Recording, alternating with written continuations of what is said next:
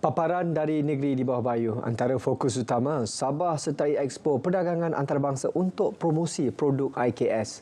Perkembangannya terus bersama Rita Aloysius Malik. Silakan Rita. Baik Sahih, Kementerian Pembangunan Perindustrian dan Keusahawanan menyatakan komitmen membantu mempromosi produk industri kecil dan sederhana IKS Sabah ke pasaran antarabangsa. Antara usaha dilaksana termasuklah menyertai beberapa siri Expo Perdagangan Antarabangsa bagi meningkatkan lagi nilai ekspor produk IKS di Sabah. Menterinya Datuk Fung Jinze memberitahu antaranya Expo Gulf Food Dubai yang akan diadakan di Emiria Arab Bersatu pada Februari dan Salon International de l'Alimentation Paris di Perancis Oktober depan. Katanya, kementerian turut mengenal pasti beberapa lagi Expo Perdagangan Antarabangsa yang bakal diadakan di beberapa negara Asia Tenggara tahun ini.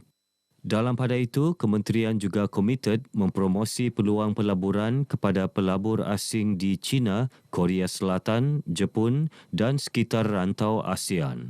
Datuk Fung berkata demikian dalam Majlis Amanat dan Anugerah Perkhidmatan Cemerlang 2023, Kementerian Pembangunan Perindustrian dan Keusahawanan di Kota Kinabalu.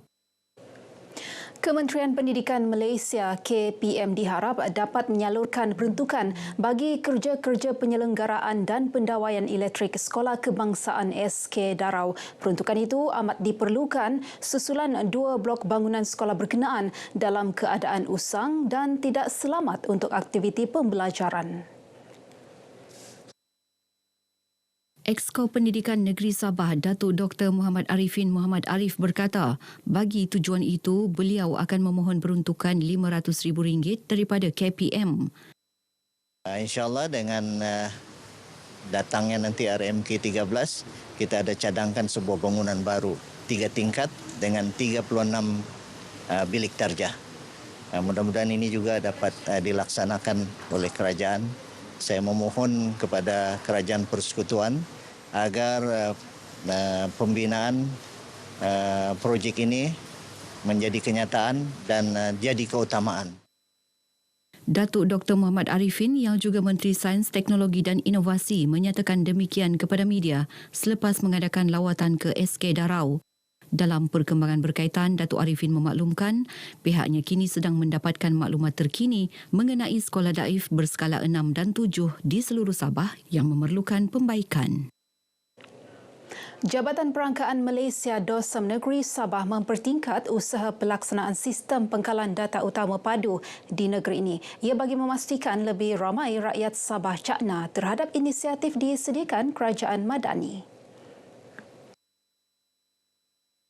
Setakat pada kemarin, seramai lebih 78,000 penduduk Sabah telah pun berdaftar dalam sistem padu. Angka ini orang kata hampir kepada 4.6% daripada penduduk Sabah yang berumur 18 tahun ke atas yang mendaftar dalam padu. Beliau menyatakan demikian selepas mengadakan kunjungan hormat terhadap pengarah penyiaran Sabah Salma Hashim di Kota Kinabalu. Tujuan kunjungan adalah untuk bekerjasama dalam menyebarluas serta meningkatkan publiciti mengenai pelaksanaan sistem padu di Sabah. Beliau turut menggalakkan orang ramai untuk terus datang ke 18 lokasi pusat ekonomi digital PEDI yang disediakan di negeri ini, termasuk Pusat Transformasi Bandar UTC yang ada di Kota Kinabalu dan Keningau bagi proses pendaftaran dan kemaskini data. Sementara itu, beberapa individu yang ditemui RTM menyambut baik langkah Jabatan Perangkaan Malaysia Dosam Cawangan Sabah menyertai program komuniti bergerak untuk memudahkan penduduk pedalaman mendaftar dalam sistem padu. Dia memberi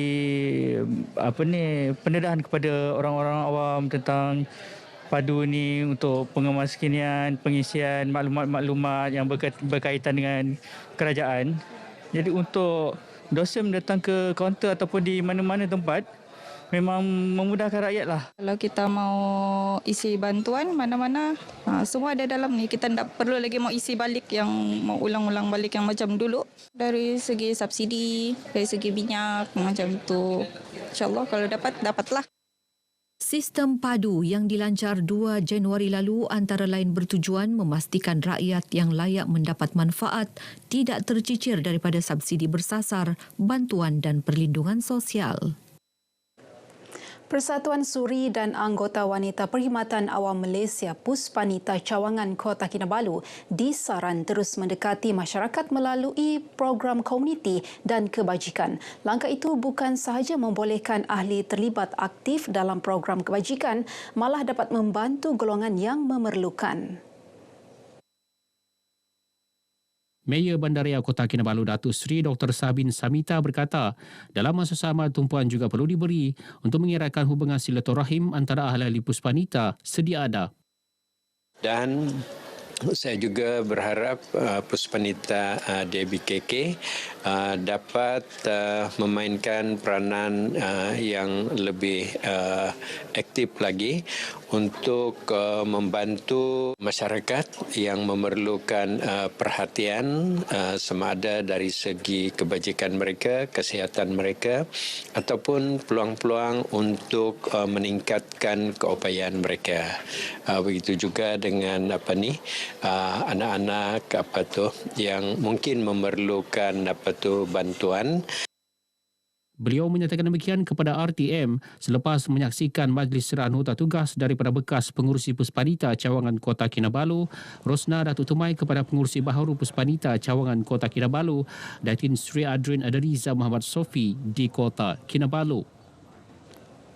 Baik, perkongsian itu mengakhiri perkembangan dari negeri di bawah bayu. Kembali bersama Sahih untuk lebih banyak perkembangan semasa dalam negara. Dari sungai hingga ke segara, Palestin pasti merdeka. Teruskan Sahih.